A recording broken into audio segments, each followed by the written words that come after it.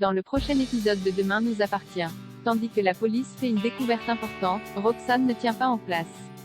Alma décide quant à elle de partir en mission humanitaire. Attention, les paragraphes qui suivent contiennent des spoilers sur l'épisode de Demain nous appartient demain soir sur TF1. Si vous ne voulez rien savoir, ne lisez pas ce qui suit. Mercredi 20 avril dans Demain nous appartient. La police fait une découverte importante. L'état d'Anthony, puisqu'il est brûlant de fièvre. Ophélie aimerait trouver quelqu'un pour le soigner mais celui-ci refuse car leurs têtes sont affichées partout dans la région. Tant que son bras droit sera intact et qu'il pourra tenir une arme, il n'entend pas abandonner si près du but. Les Messi se mettent donc en route. De son côté, Chloé a été hospitalisée.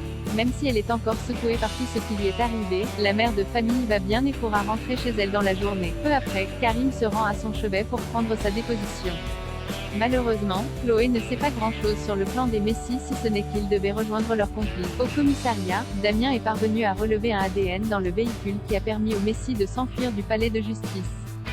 Celui-ci correspond à un certain Johan Champion, un délinquant récidiviste. Sans attendre, la police l'interpelle et l'emmène au poste pour l'interroger.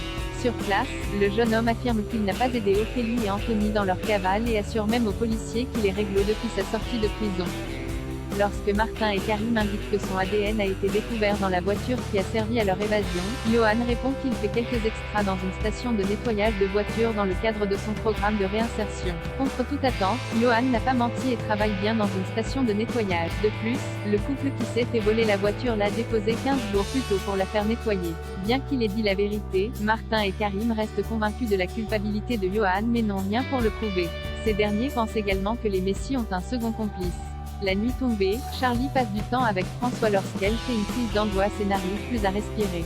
Après être parvenu à la calmer, François cherche à comprendre ce qu'il ne va pas mais la jeune femme prétend être tout simplement stressée par ses cours. En parallèle, Karim apprend à Martin qu'Ophélie a reçu la visite de Sophie Novak le mois dernier et Anthony celle de Charlie la veille de son évasion. Roxane ne tient pas en place. Roxane supporte très mal son traitement pour la PMA. Il faut dire que ses hormones lui jouent des tours depuis quelques jours. Ne parvenant pas à remettre la main sur le meuble qu'elles ont acheté en Croatie, elle se met dans tous ses états et appelle Sarah en larmes au commissariat. Comme sa femme a l'impression d'être en dépression, la policière prend sa journée pour la soutenir. En rentrant chez elle, Sarah retrouve Roxane de bonne humeur mais surtout en plein rangement. Si cette dernière a décidé de se débarrasser de toutes les choses dont elle ne se servait pas, elle a également fait une liste de ce qu'il leur manque pour l'arrivée du bébé. Complètement déréglée par les hormones, Roxane déborde d'énergie et a plus d'une idée à la seconde. Peu après, elle ressent l'envie de manger une tielle sétoise alors qu'elle déteste le poulet. Sarah a beau être fatiguée par sa garde, elle décide malgré tout d'aller lui en acheter une. Lorsqu'elle revient avec la fringale de Roxane s'est malheureusement transformée en nausée. Heureusement, ces sautes d'humeur ne devraient durer que le temps de la fille. Alma décide de partir en mission humanitaire. Alma aimerait bien rejoindre Benjamin pour sa mission humanitaire au Burkina Faso et la prof d'anglais ne compte pas partir là-bas pour faire du tourisme mais bien pour participer, dans la mesure où il y a un programme d'alphabétisation dans le même village que le dispensaire de Benjamin, elle aimerait se rendre utile en donnant des cours. Cependant, Benjamin semble peu emballé par cette idée. Au travail, Benjamin se confie ensuite à Samuel. Effet, le médecin craint que cela ne complique leur relation si Alma venait à l'accompagner en mission humanitaire. Pour sa part, Samuel voit le bon côté des choses. S'ils passent cette mission à se disputer, cela leur économisera un divorce dans quelques années.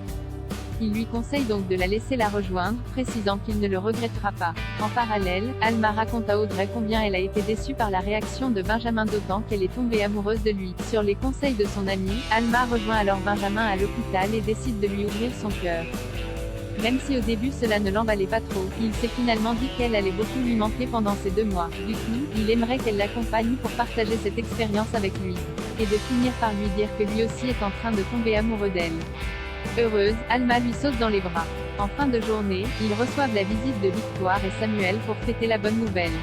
Au même moment, Alma apprend que l'association a besoin d'elle le plus rapidement possible car un professeur s'est désisté au dernier moment.